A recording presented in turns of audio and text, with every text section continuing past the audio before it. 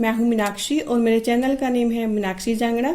आज जो मैंने सब्जेक्ट लिया है वो लिया है मैथमेटिक्स और टॉपिक है हमारा factors, common factors HCF। HCF की फुल फॉर्म में यहाँ पे बता दूं, हाईएस्ट कॉमन फैक्टर। तो सिंपल शब्दों में फैक्टर्स क्या होते हैं? किसी नंबर का ये फाइंड आउट करना कि ये नंबर किस किस टेबल में आता है। ओके, सिंपल शब्दों में आप समझ लें, फैक्टर का मतलब है जो नंबर आपको दिया हुआ है हमें ये बताना है कि ये नंबर इस टेबल में आता है। जैसे आपको दे दिया यहाँ पे 15, तो देखिए 15 1 की टेबल में आता है, 2 की टेबल में नहीं आता, 3 की टेबल में आता है, 4 की टेबल में नहीं आता, 5 की टेबल में आता है।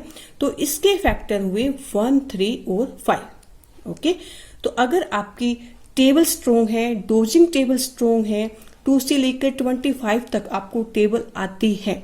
ओके, अगर 2 से लेकर 10 भी आती है तो भी काम चल जाएगा। अगर 2 से लेकर 25 तक टेबल आती है और डोजिंग टेबल आपकी स्ट्रोंग है तो ये सम आप बहुत ही इजीली और फास्ट कर सकते हैं। तो फैक्टर्स निकालने के दो यहाँ पे मेथड है, हम दोनों मेथड से ही ये सम करेंगे। तो फर्स्ट मेथड है मल्टीप्लिकेशन, दूसरा है डिवीजन। फिर पहले मैं इनके जो नंबर दिए हुए हैं इनके फैक्टर निकाल लेती हूँ, फिर आपको कॉमन फैक्टर्स HCF के बारे में बताती हूँ। तो सबसे पहले हम 15 का जो फैक्टर्स हैं वो मल्टीप्लिकेशन मेथड से हम निकालेंगे।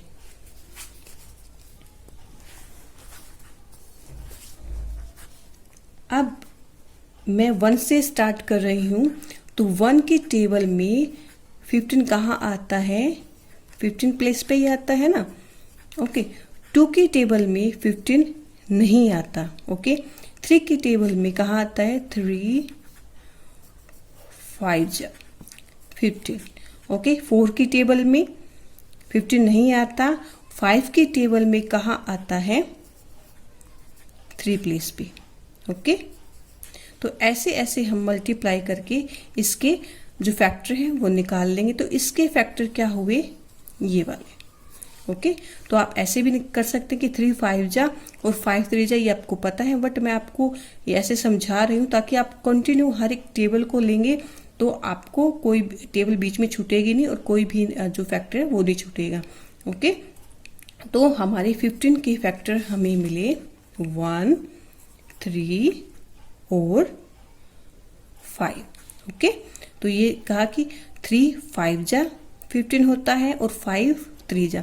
तो ऐसे ही 1 के 15 प्लेस पे 15 आता है, तो 15 1 जा भी क्या होता है? 15। ओके, तो 15 1 जा क्या होता है? 15। तो यहाँ पे ये फैक्टर हमें मिले। ओके, तो मैं आपको यहाँ पे बता दूं 1 और जो नंबर है, जैसे यहाँ पे 15 दिया हुआ है, तो ये फैक्टर जो भी नंबर है वो अपने आप का फैक्टर होगा और 1 सभी नंबर का फैक्टर है। ओके, तो 1 सभी नंबर का फैक्टर है और जो भी नंबर है वो अपने आप का फैक्टर होता है। तो हमारे जो 15 के फैक्टर हैं वो है 1 3 5 और 15। ओके, अब है 20। तो 20 के जो फैक्टर हैं वो मैं डिवीजन मेथड से निकाल रही हूँ। तो यहाँ पे आप 1 से मैं ले रही हूँ ताकि कोई कंफ्यूजन ना रहे। 1 से अगर हम इसको डिवाइड करेंगे तो हमारे पास 20। ठीक है, ओके।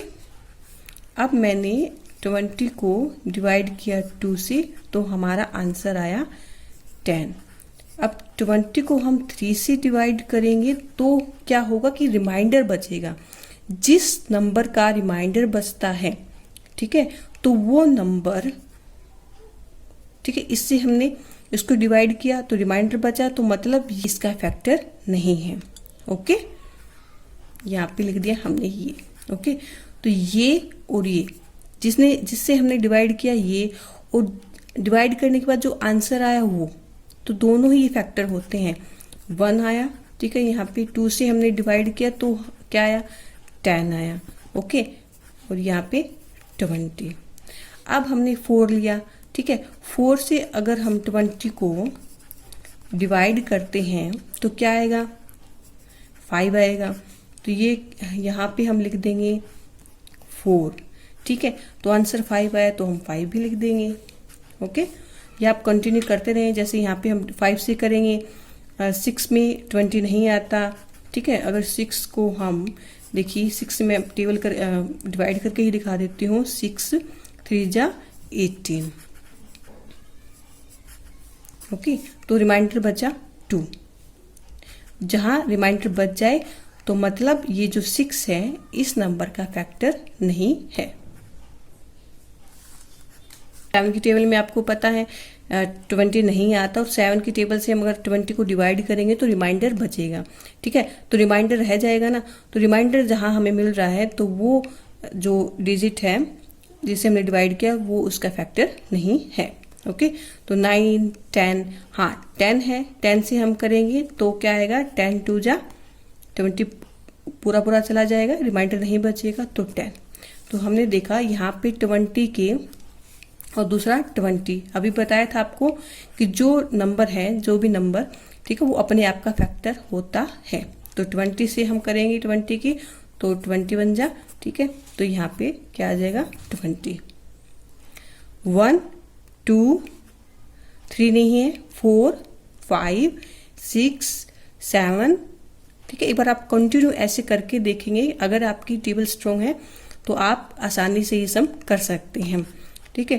तो और आप ये भी देख सकते हैं, जैसे 20 है, ओके, इसका हाफ क्या हुआ 10 तक आपने देख लिया कि इसमें 10 तक हमें ये नंबर मिल रहे हैं, ठीक है।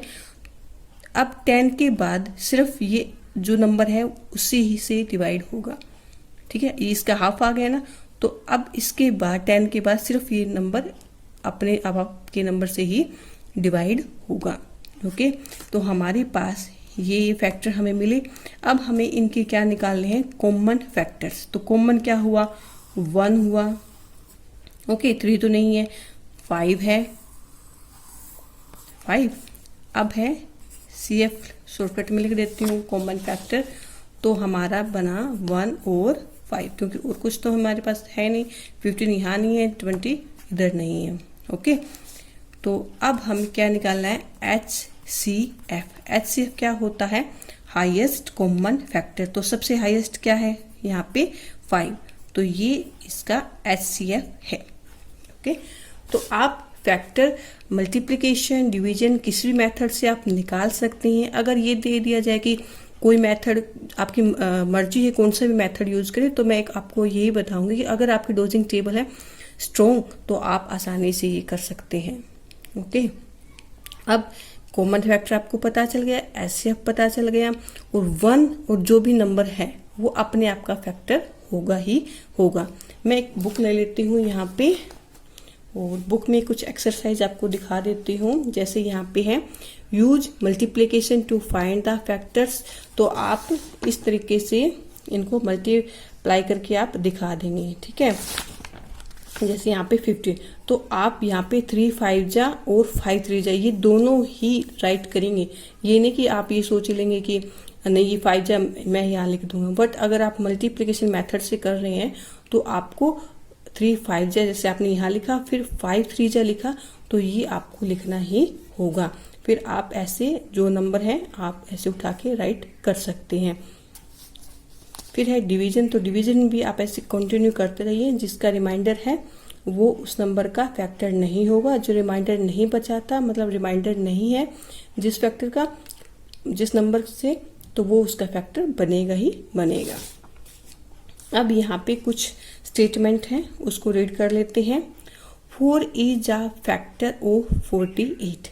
यस, कि 4 इस नंबर को क्या कर देगा, डिवाइड कर देगा, है ना। हम डिवाइड मेथड से ले लेते हैं 48। तो 4 1 जा 8, 4 2 जा 8। ओके, तो देखिए रिमाइंडर नहीं बचा, तो ये जो 4 है इस नंबर का फैक्टर है। Okay, this is true. Every number is factor of itself. Yes, अभी मैंने बताया था जो भी नंबर है वो अपने आप का फैक्टर जरूर होगा। 1 is a factor of every number. Yes, 1 सभी नंबर का फैक्टर होगा। 0 इज द फैक्टर ऑफ 25। क्या 0 को हम 0 से इसको डिवाइड कर सकते हैं? नहीं कर सकते ना, तो 0 किसी भी नंबर का फैक्टर नहीं होता। 8 is a factor of 65। False. आपको पता है 8 से हम 8 की इसको डिवाइड कर लेते हैं। 8 8 जा 64 1, तो 1 हमारा रिमाइंडर है यहाँ पे, तो ये इसका फैक्टर नहीं है। 45 इज अ फैक्टर ऑफ 5। आप बताइए 45 इज अ फैक्टर ऑफ 5। 5 का फैक्टर नहीं है, क्योंकि 45 को हम अगर 5 से डिवाइड करेंगे